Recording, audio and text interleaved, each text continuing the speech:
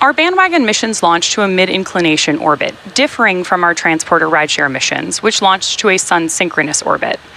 The mid-inclination orbit fills in gaps for our customers that want to expand their coverage or complete unique mission objectives, because changing the inclination of an orbit changes the way that a satellite moves around the Earth. Mid-inclinations offer a higher revisit rate, meaning that satellites in this orbit fly over the same point on Earth faster than they would in some other orbits. Rideshare missions significantly increase access to space for small satellite operators around the world, and we're committed to continuing these launch opportunities for our customers. To date, SpaceX has launched 1,100 small sats for more than 130 customers across our entire rideshare program. To learn more about the program, please visit spacex.com/rideshare. And with that, we are back to today's countdown, and everything is looking... Engine chill has started. Confirmation there that engine chill has begun on board Falcon 9 ahead of our 129th launch of the year. Weather here on the West Coast is green, with a 90% chance of acceptable launch weather at our T0 time, which again is 3:34 a.m. Pacific. Great clear views from the West Coast here, and if you're joining us on the ground in Vandenberg, you know it's about 50 degrees out with light ground winds. The range is ready to support, but if for some reason we don't launch today, we do have a backup opportunity tomorrow at 3:12 a.m. Pacific time. Stage 1, RP1 load is complete. Confirmation there that RP1, or Rocket Propellant 1, has been fully loaded onto our first stage.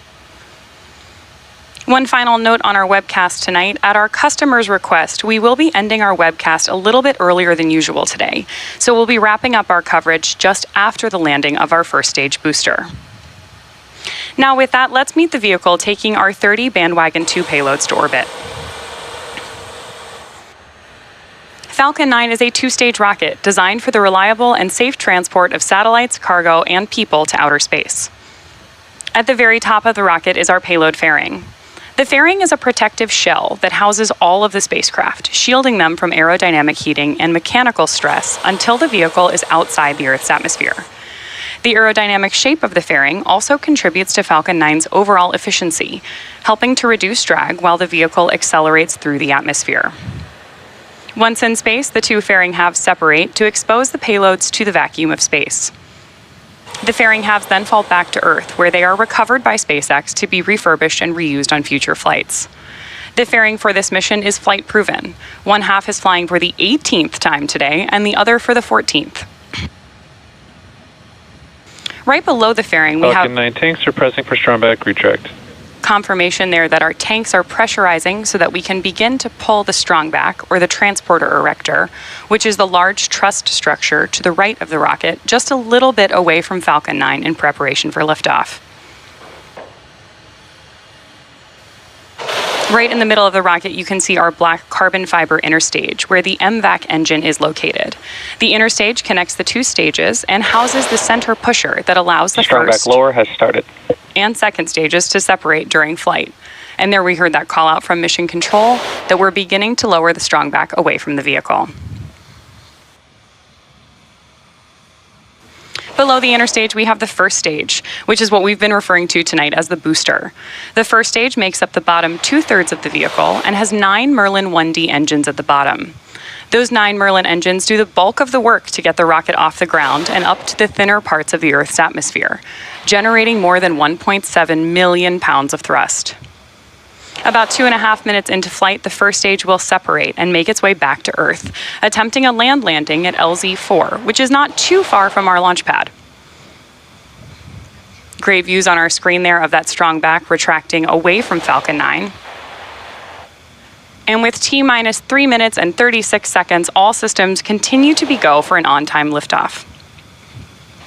At liftoff, the transporter erector is going to retract all the way away from the rocket to clear the way for Falcon 9's ascent.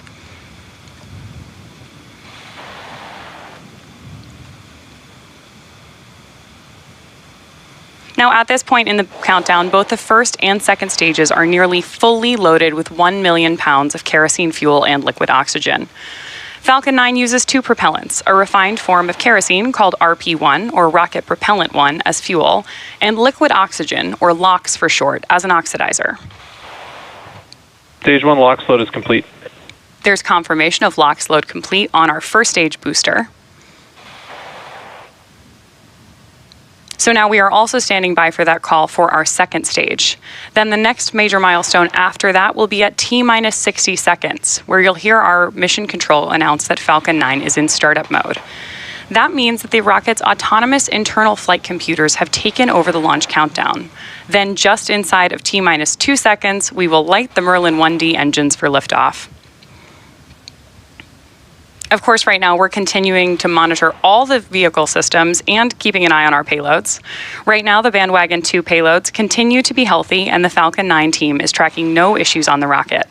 The weather is green with more than a 90% chance of go at liftoff, and the range is ready to support our T0 of 3:34 a.m. Pacific.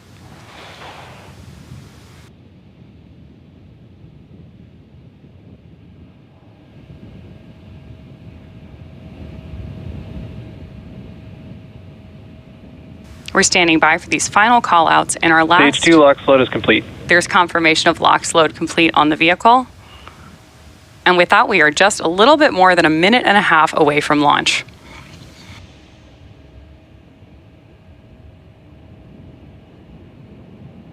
Great visual right now as we gas launch closeout has started. Vent the TE line on the strongback, which is part of our gas closeout process.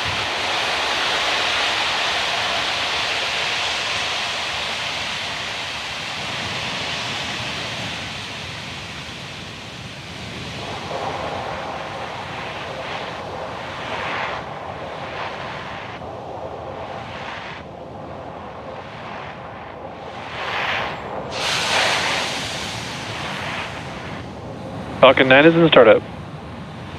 There's that confirmation of startup mode.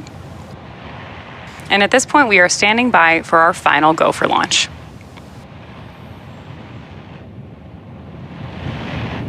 LD is go for launch.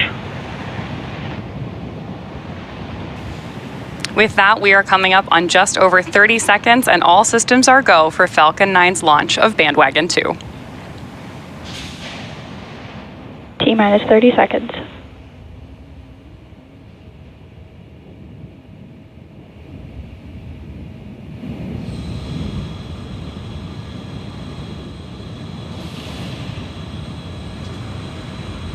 T-minus 15 seconds. T-minus 10, 9, 8, 7, 6, 5, 4, 3, 2, 1. Ignition. And liftoff of the Falcon 9. Go SpaceX, go Bandwagon-2.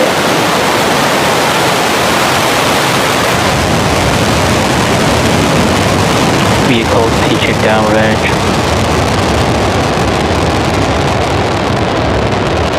Stage 1 propulsion is nominal.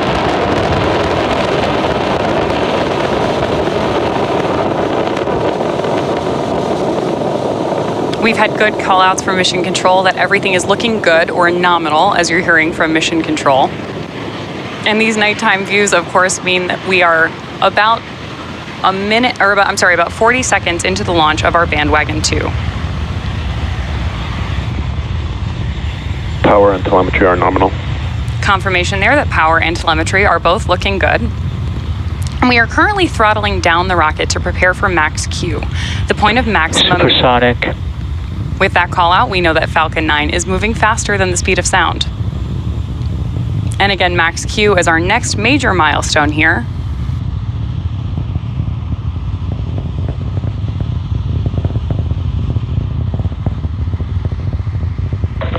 Max Q. That confirmation is important because max Q is the point of maximum aerodynamic stress on the vehicle.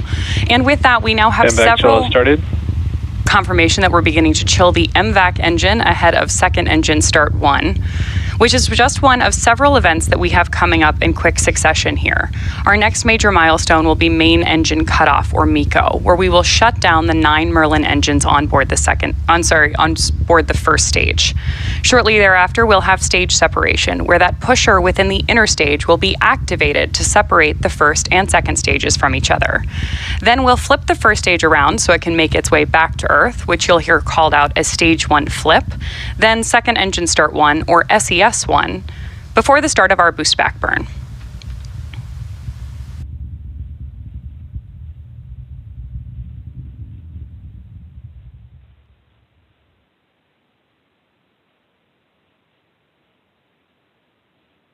Main engine cutoff. There's confirmation of Stage MECO separation confirmed. and stage separation, with great views on your screen right there. MVAC ignition. Stage 1, back startup. And there we had confirmation that we have lit our MVAC engine on board the second stage, and you've got great views on your screen right now of the boost back burn for our first stage booster.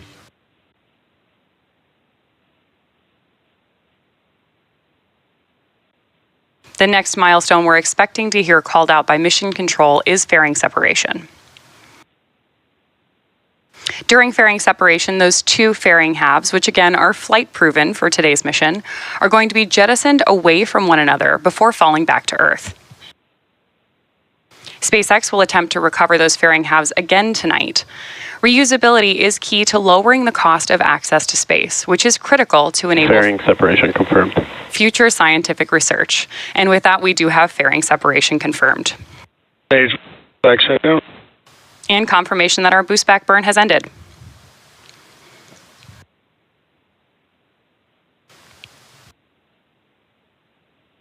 Now that our boost back burn is complete, Falcon 9 has 2 more burns in order to land its first stage booster. Our next major milestone is the entry burn on our first stage, which is scheduled to occur at about T plus 6 minutes and 32 seconds. The entry burn is the first of those 2 burns ahead of landing, and it's effectively pumping the brakes on board the first stage. We need to slow the rocket down before it hits the denser parts of the Earth's atmosphere. Without this burn, we'd be only using the atmospheric drag to slow down Falcon 9, which would add a lot of extra stress on the rocket. So instead, a single Merlin 1D engine relights for the entry burn. The entry burn is pretty quick, and we're expecting it to last about 20 seconds today.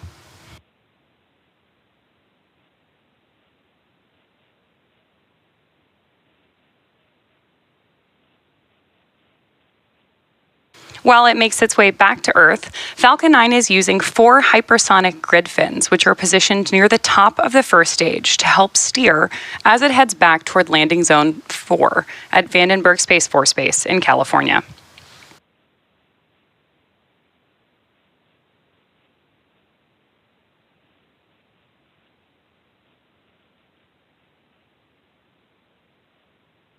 And as I mentioned earlier, this is the 21st flight of this first stage booster, which has previously launched NROL 87, NROL 85, Sarah 1, SWOT, Transporter 8, Transporter 9, NROL 146, and 13 Starlink missions.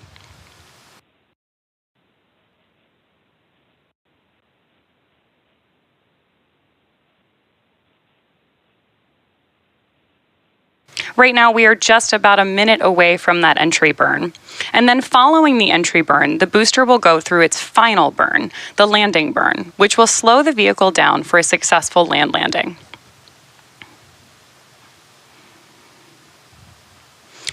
Just in case you've never joined us for a land landing before, hopefully tonight you'll have a good view of our landing legs.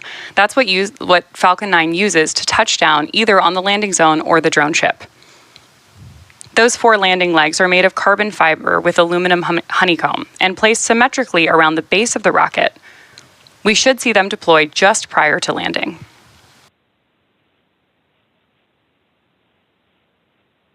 Of course, if you're joining us from Vandenberg, we're hoping that you will have a great view as this booster makes its way back to Earth for the 21st time, targeting a land landing at Landing Zone 4, which is just next to our launch pad.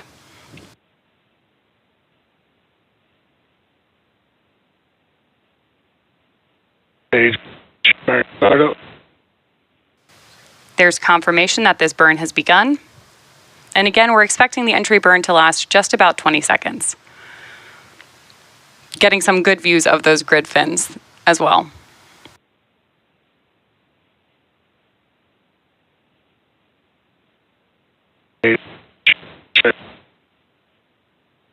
And confirmation of shutdown. As always, you can continue to follow the trajectory of both Stage 1 and Stage 2 in the bottom corners of your screen.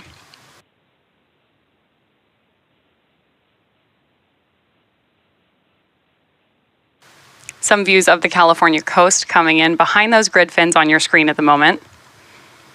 Fun fact, today's launch is the first launch of winter here in the Northern Hemisphere, as the winter solstice was just about 2 hours ago at 1:21 a.m. Pacific time. Stage 1, FTS is saved. Confirmation there that we're safe, and that Falcon 9 is transonic. Stage 2 terminal guidance. You'll notice that Stage 1 landing burn. confirmation of our landing burn.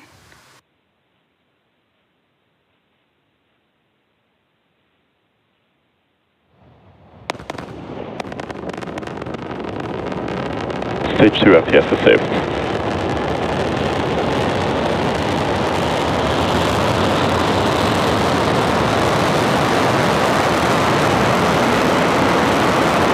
Landing leg deployed. Impact shutdown. We did get great views of those landing Stage legs 1 landing confirmed. and have confirmation of stage 1 landing confirmed. Nominal orbit insertion. And nominal orbit insertion for our Bandwagon-2 payloads on board the second stage. With that successful landing at landing zone 4, this booster has completed 21 flights, and SpaceX has now landed 386 orbital class rockets. With that, we will bring today's webcast to a close. For those of you interested in learning more about today's payloads and deployments, please head over to our customers' websites for more information. We would like to thank all of our rideshare customers for entrusting us with their spacecraft today. And as always, a big thank you to the range and the FAA for their ongoing support. And finally, thanks to all of you for tuning in. We'll see you again soon.